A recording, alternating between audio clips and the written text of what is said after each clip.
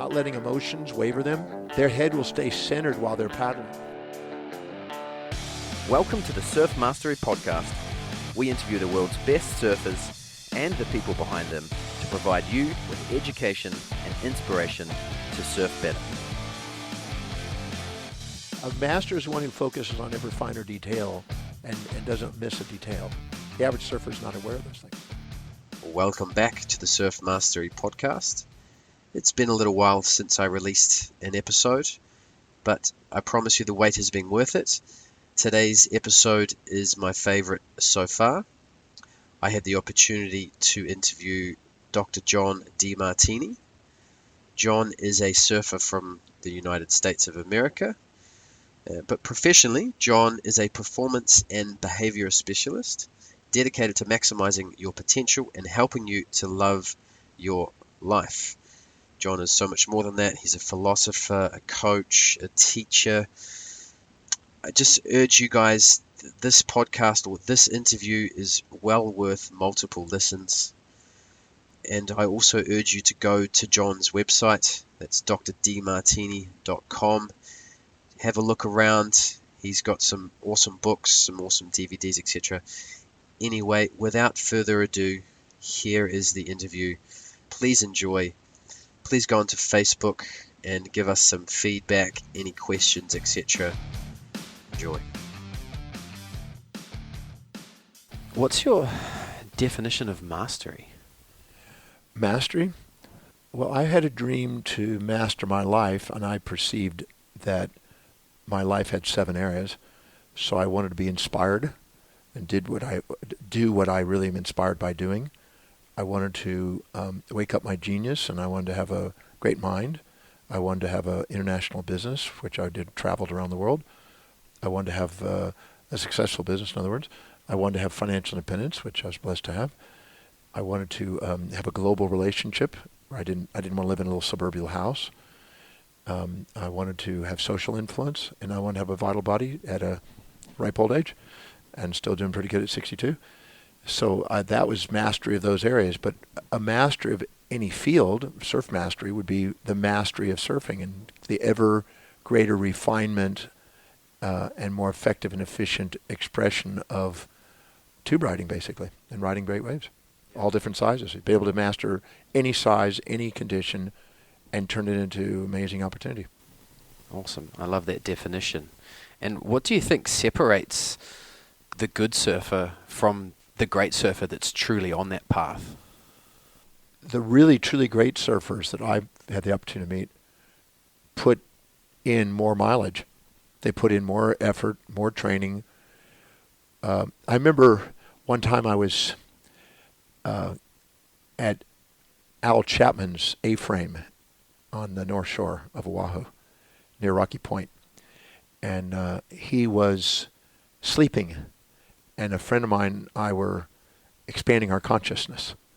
And we all of a sudden, another guy came in and said, "The swell's coming in." And we knew a big swell was coming. And so, but it was not that big, but it was coming in. And the lines were they're coming in out of nowhere. You could just see them coming in. And Al looked out his little window and saw the lines and knew the angle and knew that sunset would be right on. So he got his board, and Al was a unique guy. He was kind of an interesting character. And it didn't really socialize and interact with a lot of people at the time, at least the people I hung out with. And he went out, and so we followed him. And we were sitting on the beach on an incline at Sunset Beach, looking down at him, and he was sitting in the sand in a meditative kind of lotus position and had his board next to him, and he was memorizing how many seconds were in between the set and memorizing with his eyes closed how frequent the sets were, and he was counting second by second the timing between sets, which one is the biggest wave on the beach in the set, and was familiarizing himself with what was coming in. And he was looking at the way it rolled down the beach at the angle it was hitting the sand was telling it, and he could tell by whether it was rolling sideways or coming straight in. He knew so much about Sunset Beach that he could tell when to paddle, where to paddle. It was amazing. he also understood the sequence of the sets. So there'd be like 3 sets and then be a pause, and there'd be 4 sets and be a pause kind of thing. And so other people were starting to get there to go out, and you could see them trying to get out through the shore break, and it was just getting big, quick.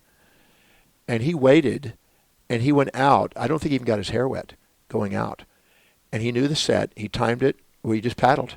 And he caught the rip at sunset. There's a rip there taking you out. And he rode the rip out with one hand paddling gently and the other just on the front of his board.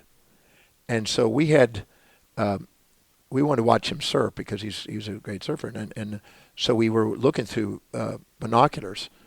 And we watched him go out, and he picked, without question, the biggest wave that was coming in. And it was getting big quick. And nobody goes left on a big sunset. He goes right. But he took off right, and on the drop, he swapped and went left into the tube and went right into this massive wall that went halfway down to Belsey Land. And we watched this. We said, this guy's nuts. And it was just this giant, beautiful thing. And he rode this tube into oblivion. And we didn't know if the whitewater was so big that was coming in that we didn't know if the guy was going to make it. We thought for sure he's on that ledge at sunset. And then he came popping up, and he came in, and he rode one big wave, and he went left. And then he came in and went back to his A-frame. It was the wildest thing. But watching him synchronize the rhythms of nature and the language of the ocean was such an educational experience. And even though we didn't accumulate what he had accumulated and we didn't know what he knew, we attempted to get a sense for our surf from that day on that way. And it was very helpful. And that's another step in mastery. I'm not a master surfer at the time. There were great surfers. You know, in my time there was Jerry Lopez was pipeline master. And so watching him do pipeline with such elegance and such amazement was something to watch. And there was another guy that nobody knew about, who was never in any contest, who rode without a doubt the most outrageous waves, who had 1,000 scars on his body and was the most daring guy. And he was never into any contest, never was into any competition. It was just him and nature and the waves. And watching him surf, he was as great as many of the surfers, but never a competitor. Just was out there surfing the big, great waves and was always out there whenever the waves were just perfect, just amazing. And so, yeah, mastery to me in surfing and watching guys that take it to another level was inspiring to watch, to see them. I also saw Jerry Lopez get, on Big Monday, this one particular time was this really big Monday. And, I mean, photographers were everywhere. It was just this perfect pipeline, and it was giant. An outer reef was breaking, and the inner reef was just perfect. And he was riding this wave, and this one wave he caught, and he just got in the tube, and he just got so far back in that it finally caught up with him. And then he lost his board, and he came in, and he was standing on, it looked like 6 inches of coral. I mean, the water was 6 inches deep. He's standing on coral, and another massive set is about to break on him. And so we see this massive lip coming down onto Jerry Lopez and just smashing him into the coral. And then we saw his body just floating down in the rip, and they had to go out and get him. He lived through it. But it was amazing. And what they were, I mean, I was on the beach watching that day. I wasn't out there doing it. A 10-foot pipeline, which is about 20-foot faces, maybe 25-foot faces, I could be out there. And I certainly wouldn't take on the steepest ones. I would get the ones I knew I could make. But these guys were they just had, I guess, a mastery that it made the most difficult waves look simpler. Because they practiced surfing. They mastered, they were out there swimming in between the swells, memorizing all the corals, looking at lineups, knowing exactly where the rips were based on the angles, watching exactly how it hit the beach and what the rip was doing. They were into details. A master is one who focuses on every finer detail and doesn't miss a detail. The average surfer is not aware of those things. Yeah.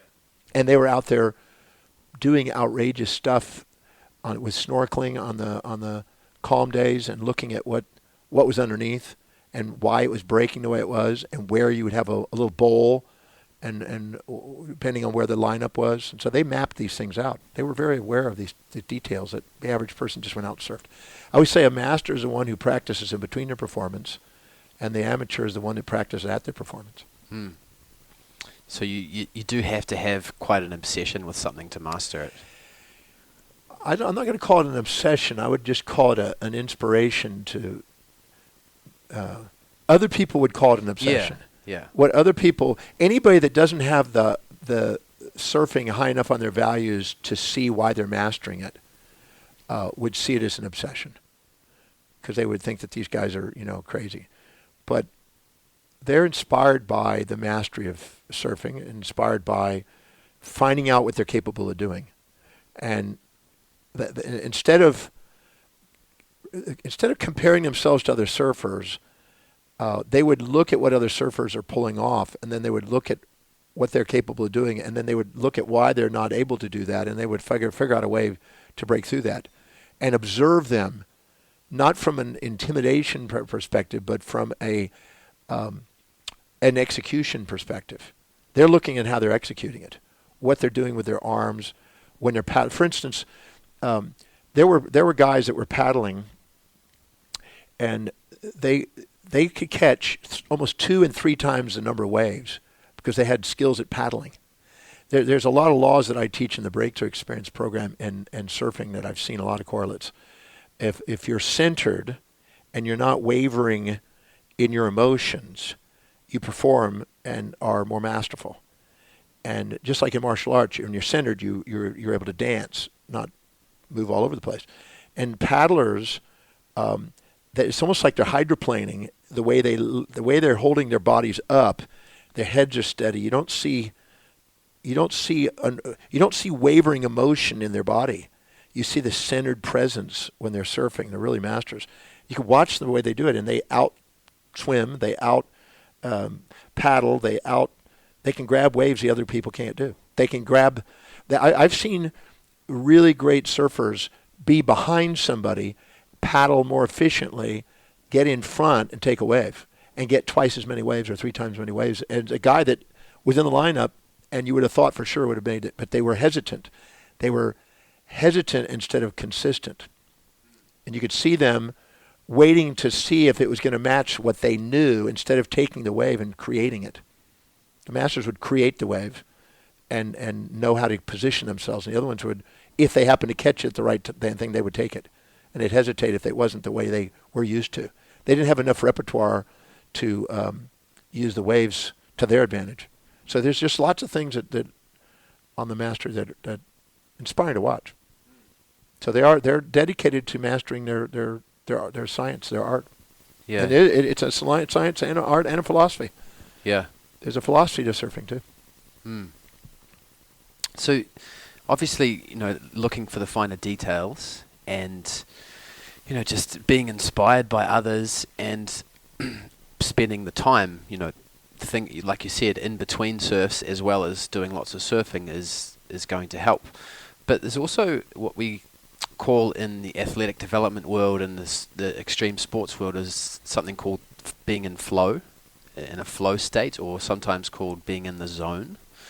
That obviously speeds up your progression. I was wondering if you could speak a little bit about some of the neuroscience behind flow states. Well, there's just like in not just surfing, but in any endeavor, each individual has a set of values.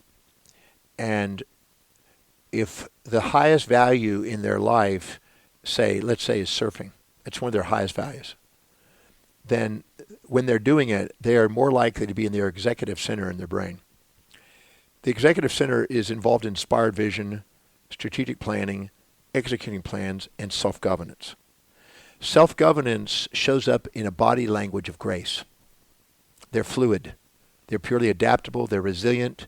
And because they're living by their highest values, their attention is heightened, their decision-making is quicker, and their execution is smoother.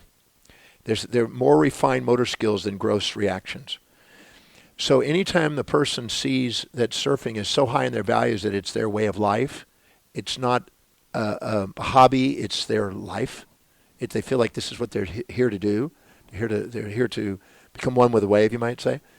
Those individuals, they'll get the blood supply and oxygen up into the executive center, and that executive center will allow them to have that grace, that being in the zone.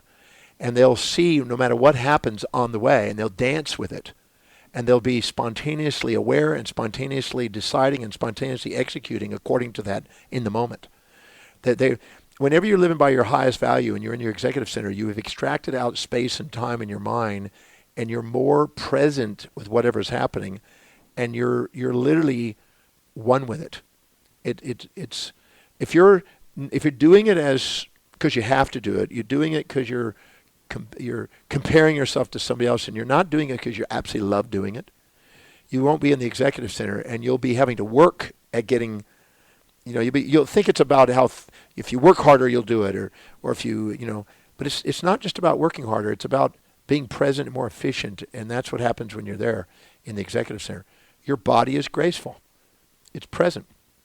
Almost anybody in any field who is really congruent with what they're doing gets to experience that zone. We could call it being in the flow. We could call it being self-actualized. We could call it in the zone. We could call it present. We could give it different names. All different writers have given it different names. But that executive center allows us that advantage, and it puts us in a where we're not even we're not worrying about competition. We're there. We're not in competition with somebody else. We're not comparing ourselves to somebody else so much. We're actually there to refine our skills and be present with it and be in the dance. I remember a lady that lived behind me when I was 18 years old. When I moved back from Hawaii, I moved to Richmond, Texas, and there was a young girl there that had a tennis court on her yard. And she asked me if I could play tennis with her. And the first time I went there, I beat her. And for about the first month or so, I beat her. And I wasn't a great tennis player. I just played tennis. But she said, I'm learning tennis. And she was taking classes. And she didn't care if she won or lost, but she used me as a person to volley balls back so she could practice mastering her skills. So she had a tennis pro teaching her skills, and she was just using me. I was doing it competitively and trying to win, and she was just trying to master the skill and using me as a punching bag, you might say, to practice on. Within 2.5 months, I couldn't beat her. Within 3 months, I didn't want to play with her because it was no way I could beat her because she just kept refining the skill, and she was there to master tennis. She went on to do great things in tennis, and not only in high school, but college and many other things. So I just was, the difference between the amateur and the person who's really committed to it is the amateur doesn't have the executive center working on their behalf, and the master does. Yeah. So I think most surfers can relate to the way you speak about the executive center or being in the zone and, time slowing down, etc. But I think a lot of surfers struggle with getting to that place. Even if surfing is on their highest values, they struggle with the consistency of performance. They struggle to get in that zone consistently. Well, I think they're probably, again, comparing.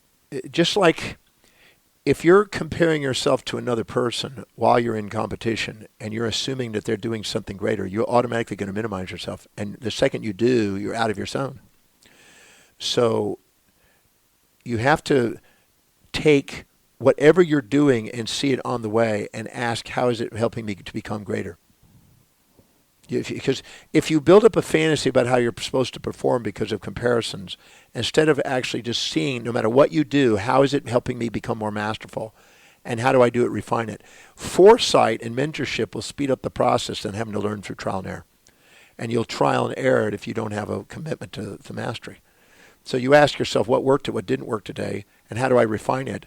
And you videotape it. Videotaping yourself and getting feedback from people that know what they're doing will speed up the process. I mean, just on paddling, just watching, there was a guy in my time called Ben Ipa. And Ben Ipa was this big guy, big kind of a Hawaiian guy. And he had this little entourage of other surfers that were up and coming. Some of them were competitive. Reno Abelero was one of them. But there was some that were competitive, but most of them were just local Hawaiians, didn't like the haoles. But over time, after first we had a clash, and there was a fight between these Americans coming over there. But after he sees that you're there for a while, he befriends you, and I became friends with him, and he taught me a lot about when to take off. I could have probably spent 2 more years there and probably figured that out through trial and error, but he told me what to take off on and what not on a set, and that one 10-minute conversation allowed me to get another probably 1 out of 5 waves, which gives me a competitive advantage to learn how to surf. And just watching him and what he did and how he would take off and when he would get up and and how he did bottom turns. I found that when he did a really strong bottom turn, his top turns and bottom turns were different. I was sometimes afraid to make a real drawn out bottom turn and really use my body properly. And he could go through a section that most people would get closed out on. And he could make it through that section. And the way he used his legs and the way he did bottom turns, just watching him do that from above, looking down when he'd take off, and from watching paddling out, and from the beach, was something to practice. So having a mentor ahead of time, or watching videos of the great surfers, and then videoing yourself and looking at the difference, I think could speed up some of that learning process. Mm. So, how serious are you? That's what it boils down to. Yeah. But there are ways to like you said, a 10-minute conversation saved you 2 years of trial and error. Yeah, and also there was another guy that had, I think he had a death wish. It's the only way I can explain it. He had a death wish. He didn't care if he died. He was able to take off on waves that there's no way I had the courage or the sense to take off on. And watching him take off on the waves and making it, and then I used to go out in the afternoon. I used to surf in the morning from about 5:45, 6 o'clock to about 11. Then I would come in and eat, and then I would go back out at 1 to 4. Then I would come in and eat, and then I go back out till dark. And during the afternoon, it was oftentimes choppy and blown out and stuff. And so I never really expected to get a lot of tubes and that because it was, fumbly waters. But I did it just for takeoffs, and knowing full well that I'm gonna lunch it most of the time, and I just practiced takeoffs. That was it. Just the afternoon. Nobody was out. Nobody would mess with it. It was all choppy. I would just practice taking off on waves, and knowing full well that I was going to probably lunch most of them and just get caught and then have to take the rip out. This is at Haleiwa usually or someplace, or Lani K or something, and I would just go and take off and just come in and go back out, paddle again, just to practice takeoffs. And I found that increased my ability to take off on a wave, and that by doing that, I caught probably another 1 out of 5 waves. Those 2 out of 5 added another 40% to practice that you wouldn't get otherwise. So taking and itemizing the different components and actually practicing those individual components, incremental changes. A lot of times people are wanting to make this massive jump instead of allowing and honoring incremental change and just doing incremental baby changes that all add up to make a great performance. I think that's the thing, is break it down into its subcomponents. When I watched a gymnast try to go for the gold and be trained, we did literally little incremental changes until that person could see in their mind's eye what they wanted. If the surfer can't see in their mind's eye how to execute what they're going to do in each setting, they're probably not going to physiologically do it. They've got to see it in their mind's eye. And that's rehearsing that on the beach in the mind of what they're going to do, so when they're out there, that helps. It's a mind game, too. Mm. You mean like rehearsing specific maneuvers? Rehearsing exactly where the lineup is, what you're going to do, which wave. I mean, seeing it in your mind's eye and seeing what you're going to do, and then going out there and executing it according to what you've decided with the agenda up front can be helpful. And then what happens after a while, it becomes automatic, and that's when you're in the zone, because now you're in your executive center again. Yeah. Yes. Sometimes you said comparing yourself to other surfers. Well, watching them to learn something is different than emotionally minimizing yourself to somebody that you're infatuated with. I've had surfers and people in sports think that the other person's so far ahead, they're great, there's no way I can ever do it, and they just self-defeat. I ask them, what do you see in them that you admire? Great. Where and when do you demonstrate that? And I document it when they're in the mind that they have it. So they know they have it, so they're not enamored in putting people up. They're respecting and appreciating their contribution and their knowledge and watching them for their skills, but knowing they have those components. That allows you not to be sidetracked in a competition, for instance. Because if you're in a competition and you're in any way minimizing yourself to some other surfer, you've already defeated yourself. You've got to be able to believe that everything they have, you have, and then you want to master the skill and focus on being present with the wave. But what do you mean by knowing that you have what they have? Like, can we take a practical example of that? Yeah. So if you admire them for their strength and stamina in paddling, good. Where do you demonstrate strength and stamina in paddling, and where have you demonstrated, and pinpoint where it was, when it was, in the moments it was, and document it in your mind until you can see you have it in the same form in some way. Because it may be in a rip. You stayed in a rip for periods of time and you had incredible stamina and you demonstrated it. So it's not that you don't have it, you just haven't seen it in the same form they have, but you got to see where you have it. When you do, instead of minimizing yourself to them when you're in competition with them, you're actually seeing you have it, and now I'm going to apply it in this setting. Okay. So owning the trait is very helpful. Like I say, learning from somebody and respecting them and using them as a mentor is different than infatuating with them and minimizing yourself to them. That's a big difference. And knowing that distinction, I think, can make the difference. It feels like a subtle difference too. It is subtle, but because if you're inspired by someone, inspired by somebody and infatuating with somebody are two different things. Infatuating is seeing that they have a positive without a negative. Inspired with them is knowing they have positives and negatives, and you can see that they use those both to their advantage. There's a difference. Yeah. You've been to the breakthrough experience. Yeah.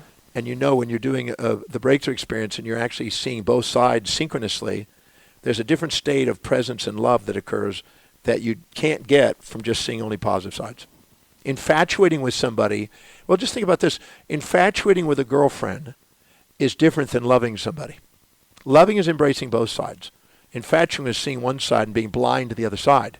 So if you're infatuated with the person who's out surfing, you're blind to their downsides, and you're going to think that they have traits that you can't obtain. But if you see that they have other sides and strengths and weaknesses, and you get to see they're a human being and that they're applying themselves more effectively, that way you can own those traits and you cannot put them up on pedestals. And you can actually catalyze what you see in them inside you in a more efficient way. Because you have it already. It's not missing. I've done that. I mean, I've had people in sports do that. I've seen people in celebrities in Hollywood do that. I've seen politicians use it. And they're no longer intimidated. They're respectful, not intimidated. Infatuating with somebody, Emerson said, envy is ignorance and imitation is suicide. We're not here to put people on pedestals. We're here to put them in our hearts. If we put them in our hearts, we love them for who they are. But I assure you, everybody's got two sides. You could take any great surfer and you can list things that are not necessarily the things you would admire about them. Yes. You can always find both sides. Yeah. Talk to their girlfriends. They'll point them out. Or boyfriends in some cases. And but knowing both sides and keeping a level of perspective on them and respecting them for their skills and their surfing, but not enamoring and infatuating with them is helpful to help you compete. You mentioned something just before about if someone's paddling and they're not wavering all over the place and they're staying nice and graceful and balanced. Yeah. And you were kind of mentioning how that might be a reflection of their deeper emotional state. Yeah. What they're physically doing. How does that work? If there's, let me use an analogy. If I was to have anybody who's listening to this podcast sit up straight in their chair, look straight ahead with their head, but with their eyes, not their head, but their eyes, and look down to the right with their eyes, point all the way down to the right, and try to smile. It's fake, isn't it? Mm-hmm. Can you feel it? Mm-hmm. Now frown down there. Feels more natural. Hmm. Now look up to the left. Now it's easy to smile, isn't it? Yeah, I kind of almost smiled automatically. Yes. Now try to frown up there. Feels abnormal. So your brain is wired with an uplifting experience and a downright depressing experience. So if you're having an emotion, you're going to have a tendency to move your eyes in different positions. And the second you do, your body is going to respond to your eye positions. So a person who's focused straight ahead with their eyes and not letting emotions waver them, their head will stay centered while they're paddling. It'll be completely different. There's no movement. And their breathing will be more diaphragmatic. But if any way emotional, you move your breathing out of the diaphragmatic breathing where you get the most oxygen, and you get up in your clavicular breathing, and you're moving your body, and anytime you're moving back and forth, the movement through the water is less efficient.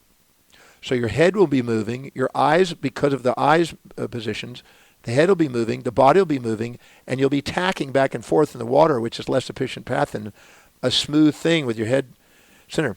It's exactly like when I was very young, I worked in the country plowing on a tractor. If you hold a tree a mile away and point that tree and get your tractor in the direction of that tree and never lose sight of the tree, you'll make an unbelievable straight furrow. But if you're looking 10 feet ahead of the wheels, you'll wobble all over the place. So the longer the vision, the more steady the paddle. And the shorter the vision, the more wobbly the paddle.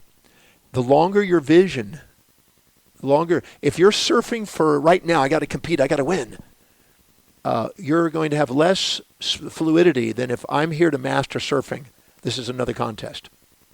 The person that's thinking long-term and is looking at their lineup and knows where they're going and is focused on it, not paying attention to what's going out there, they're going out to do it, they're going to have a better paddle. They're going to catch more waves. They're going to be more stable. They're going to be less tired. They're going to be more graceful because they're going to be in the executive center thinking long-term. People who are in the executive center expand the space and time horizons in their view. And people that are not and are there competing and comparing and emotional about things, they're in their amygdala and they're immediately want immediate gratification and they're trying to compete and they're sidetracked by the things that are immediately around them. And so that makes a difference in paddling, and it makes a difference in your posture. And when you're taking off, if you're thinking about the last wave or worrying about you only got one more wave to go in the heat, you're not present. Anytime you're in the future and you're in your past, you're in entropy and you're in breakdown and you're not in the zone. There's no way you can be in the zone. You have to be one with that wave in that moment, present, and love that wave, be present with that wave. And if you find yourself not present and your mind is drifting somewhere else, perhaps while you're in the water waiting to catch a wave, is there some sort of strategy to bring you back? Yeah. Practice being present in between your performance. So when you're in your performance, it's just natural. Make a commitment now to start mastering that skill.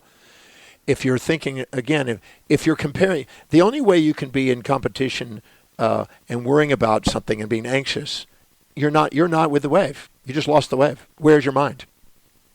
You're thinking about what people think about you. That just undermined it. You're thinking about the guy or girl that you're competing with. That means you're not on the wave. You have to be ready for you have to be focusing on the wave as if you're out there by yourself out there surfing. Some of the best surf sometimes no one ever sees. Yeah. There's often a lot of even just anxiety because catching a wave is such a unique and often rare experience that often happens very quickly. Waves can be short. There's often a lot of anxiety around that takeoff, and then even if you are doing surf coaching and gaining more self-awareness of the way you surf, it's hard to implement those strategies because of that anxiety and rareness of that wave. Well, the thing is just like in public speaking, because I'm a professional speaker too, you never have a fear of speaking. Nobody has a fear of surfing. No, that's Nobody right. has a fear of speaking. They have a fear of speaking in front of somebody that they think is smarter, more successful, greater, more wealthy, more influential, better looking, better shape, or more inspired by what they're doing. So when you're out surfing, if you're saying in your mind, they're more successful, they have won more tournaments, they have made more money, they have more fans, they're in better shape, they're better looking, more girls after them. If you're in that, you're already out of the zone, because those are automatically competitions, and you're going to compare yourself to them, minimize yourself. That's where I would go in and immediately own all those things. In between my performance, I would take that surfer that I felt that way to. I would go in there and identify everything that I admired, and find out where I have it in the same form. Then I would go out there and I would not be distracted by them, and then I'd be present surfing again. And then I would go in there and realize that Tiger Woods, I was walking at the British Open next to Tiger Woods, and because he came on our ship, with the world, and we got to meet him and everything else and meet with some of the people there, and then we got the opportunity to walk with him in some of the holes. And he had a caddy psychologist guy with him. And it was very amazing watching the caddy psychologist work with Tiger. When Tiger hit a ball that was phenomenal, right down the red. This is before he had the issues with the girls. This is when he was at his peak. He would say, when he would see Tiger any way elated or up, he would calm him down and says, when you're under pressure is when you do your best, and we still got many holes to do. And he would calm him down and center him again. And if he would shoot it off into the woods or he'd shoot off in a bunker or something like that, he would say, this is when your performance this is when you shine, and this is where you do amazing things for the gallery, the people that are watching. This is when you do the most amazing things.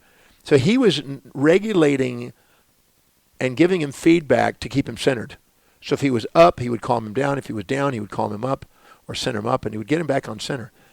The master surfer has got the same process. If he's had an amazing wave and he's all elated with adrenaline, if he's wanting to show off and show puppy and brag about it, he's on his way down. If he's grateful and he's like, thank you to the universe and for the waves, and realize that you want to be thankful for the ocean and thankful for the weather and thankful for learning and thankful for himself, and realize he's part of a whole entourage of people, and go through that whole thing and see he's part of that or she's part of that. Better than if he goes, now look at me and look how great I am. I watched, I won't give a name, but there was a very noted California surfer back in the early 70s that was a big shot, hot shot winner of California.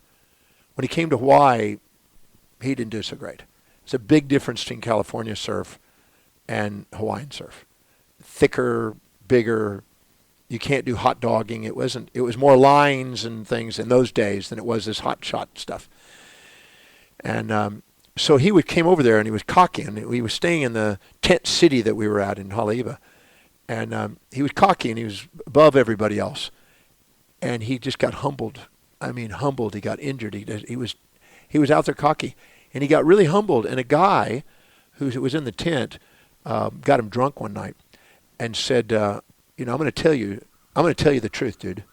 You're really an asshole. He says, you're really, you want to be a great surfer. You need to love surfing and not love yourself so much.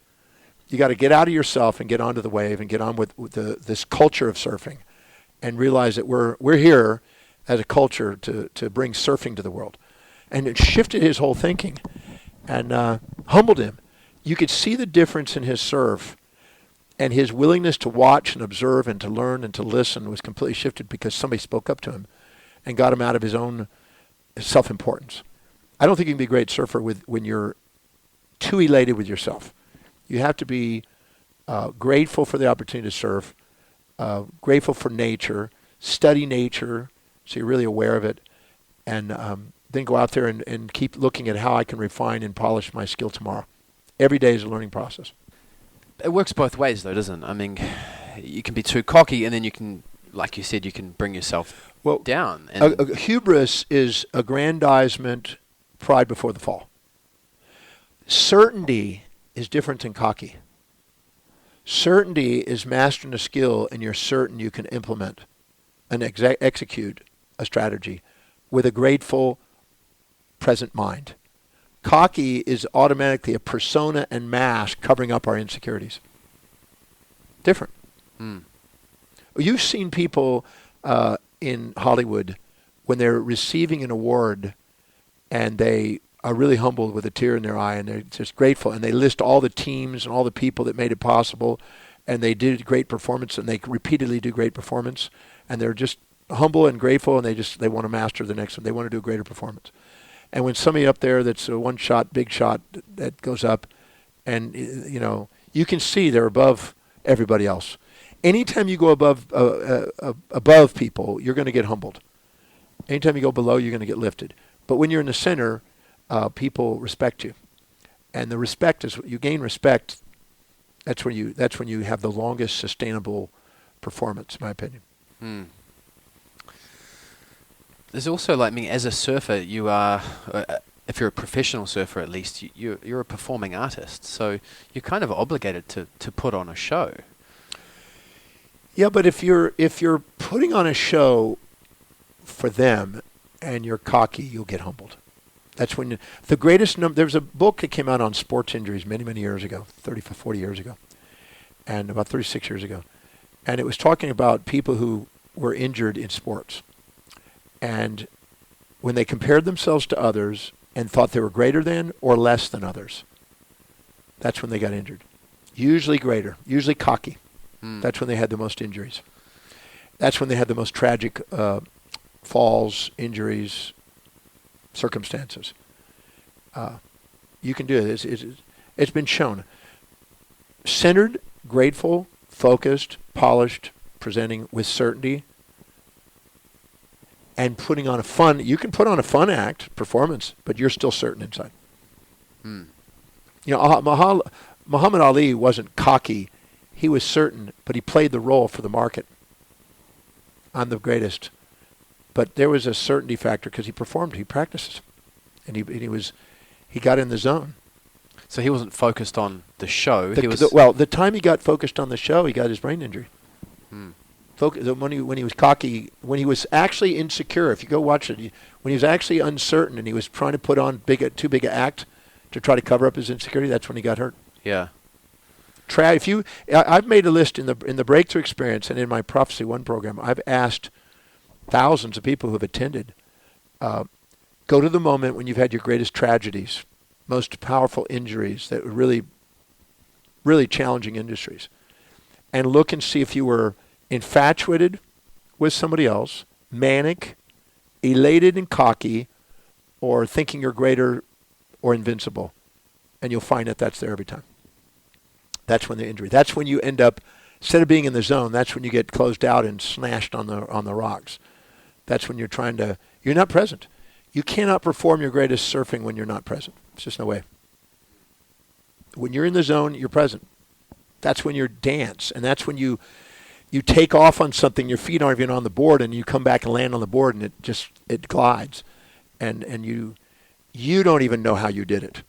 So it can't be a cocky feeling. It's you don't know how you did it. You just felt like you were one with the wave, and the universe is working with you. There is an intelligence that I believe that even Einstein acknowledged in nature. And Einstein said, it's enough for me on a daily basis to sit in awe, humble, before the intelligence that permeates the universe and partake of exploring just a tiny portion of it on a daily basis.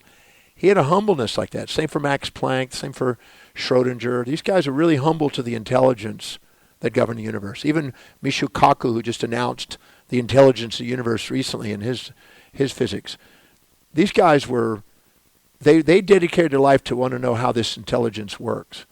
I think that there's a respect for the intelligence and the elegance and beauty of nature and the life of nature. Because it's alive. Waves are alive. They're filled with information. And they're revealing what's going on meteorologically and geologically and what's going on sociologically and what's going on in their mind. And if they're in tune with it, they're working with nature. If not, they're fighting nature. And Paul Bragg, one of my great teachers when I was left Hawaii, who inspired me to do what I'm doing today, said that those that fight with nature don't win. Yeah. Yeah. How would you define surfing itself? Well, I think the tradition, I don't know where the first tradition, I mean, Hawaii was supposedly, where it kind of took its a great thing. But I think people have been curious about waves and riding things on waves for a young age, far back in history. I don't know when the beginning is. I mean, I know I've read some books on it. They say Hawaii and, the Duke and all that. But I think it's been going on. And I think I don't know how a surfer could go anywhere where there's a wave and not just watch. You know what I'm talking about. Yeah. I don't care if I'm watching a ship go by and watching the waves, or a little lake with little bitty waves on the rocks. Or in Antarctica, I watched waves on the ice. Doesn't matter where I am in the world or where I am in the ocean. There's a curiosity about what waves represent. Waves in telecommunication, waves represents information, and it's information of what the geology and meteorology, and what sociology and what animals and plants and everything is doing at the time, and all the elements and the recycling of the elements of nature are all working together to make those waves a certain way. Because the density of the water, the amount of salinity, the pressure systems in the atmosphere, whether it's low or high pressure systems, the angle of the wind, what's going on, the time of the seasons, the sun, the solar winds, the moon, every one of those things, the master surfer would explore all of those things and want to learn everything he can about nature, because there's no boundary between the surfer and the universe, as far as I'm concerned. There's not one thing in the universe that's not affecting the waves.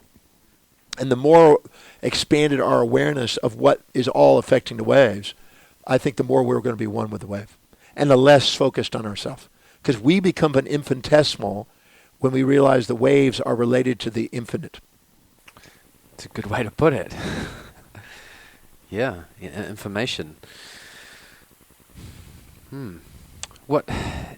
So obviously, you've got the practical side of it, like you just spoke about. But when it comes to yourself and keeping your physical body healthy through nutrition and movement and things, do you have any recommendations in that way? Well, anytime you're doing something, if you know you've got a major, amazing event coming up, you're more likely to be disciplined. A woman who knows she's about to get married will be very disciplined in her eating style to get into that wedding dress that day. A person in any field of endeavor that knows they have an amazing performance to give, or they're going to be doing a special performance, they are usually more refined on it. And what's shown is that people who fill their day with high priority actions that inspire them don't live to eat, they eat to live. So a surfer who's committed to surfing and sees that no matter what's going on in the universe as part of surfing is more likely going to want to feed their body fuel that's going to maximize their performance instead of just eating junk. I mean, you want to make sure you're drinking quality water, because your electrolytes are going to tell you what your performance level is. You're going to want to make sure you're eating the proper proteins to get your muscle performance is going to be at its peak. You're going to make sure that you have enough carbs to allow yourself to store energy. You're going to make sure that you study what works for you and do an inventory on that. As Gandhi, to maximize human performance as a leader, he wanted to find out what he was eating every day to find out when he led people more effectively. He watched his diet to find out how he led more effectively based on his energy levels and his confidence levels. So I think a surfer, if they're fully on, I think they're going to respect their body, because it's the body that allows them the medium to surf. They're going to respect it and see it as a temple to take care of, to respect. When I was surfing, I didn't have that respect until I turned 17. And then I met Paul Bragg, and Paul Bragg woke my mind up to this. And the day I met him and I decided I was going to now eat to live and not live to eat. Beforehand, I would just, I didn't even think about nutrition, didn't think about what I was feeling, and just anything that was, whatever would allow me to have energy and I could go surfing. But then I started eating quality foods and quality nutrients, and my endurance went up, my ability to paddle went up. I slept. I didn't need as much sleep. I could see the impact.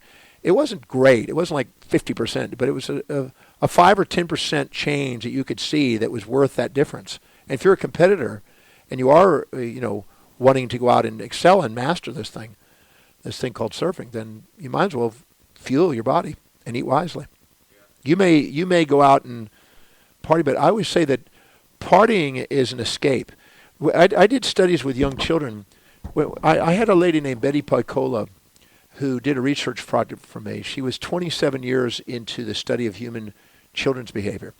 And so I paid her to gather every article she could find by every one of the great psychologists over the last 50 years on child development, so I could learn every stages and every natural stage that was going in there.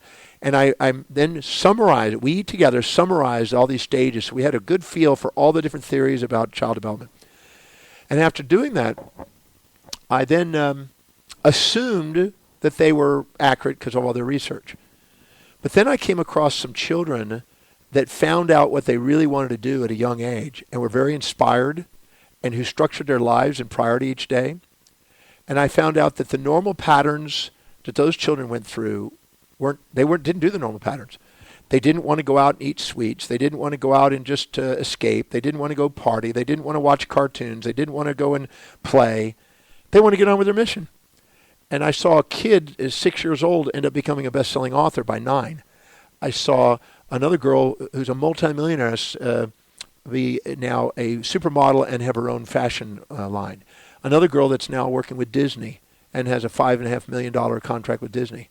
And she was a young teenager. But they started at 6, 7, 8, 9 years old.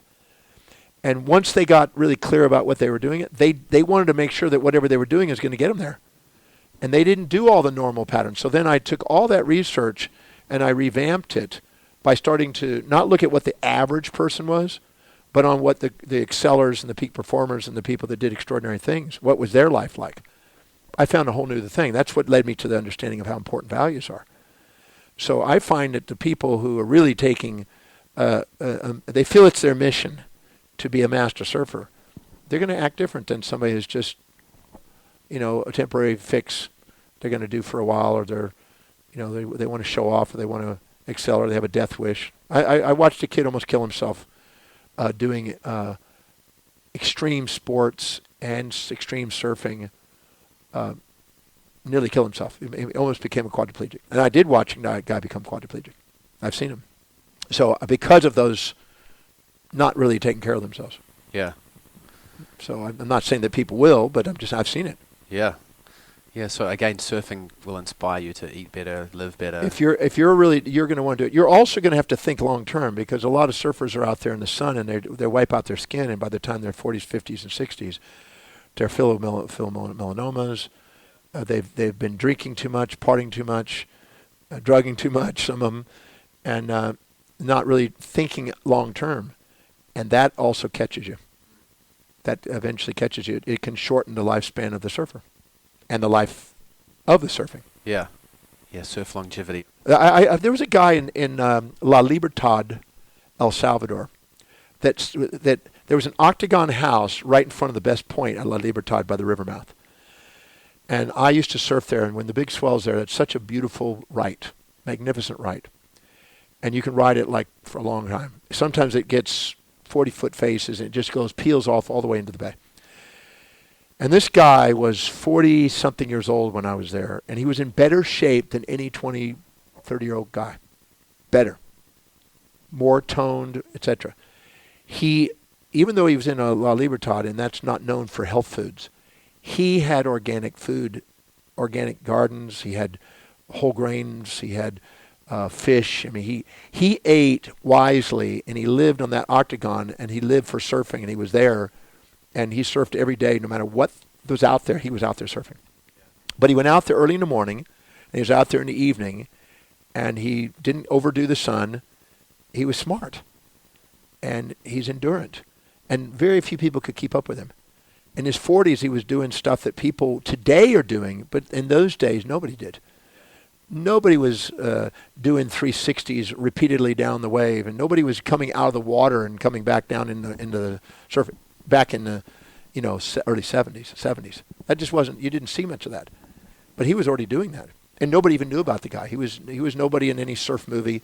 It was actually Jerry Lopez that came down there and met this guy and watched him and befriended him, and then he kind of made a story about him one time in a surf magazine. Other than that, the guy was just a dedicated surfer who worked, bought land so he could own that surf spot. Yeah. And he had a surf spot. That was his space. Yeah. Excellent.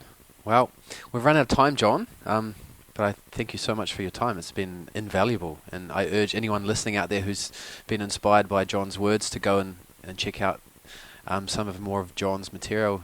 I can't recommend his books and courses enough. Thank you, John. Thank you. Thanks for giving me a chance to talk about surfing. Thank you. Thank you. Thanks for tuning in to the Surf Mastery Podcast. Again, I'm your host, Michael Frampton.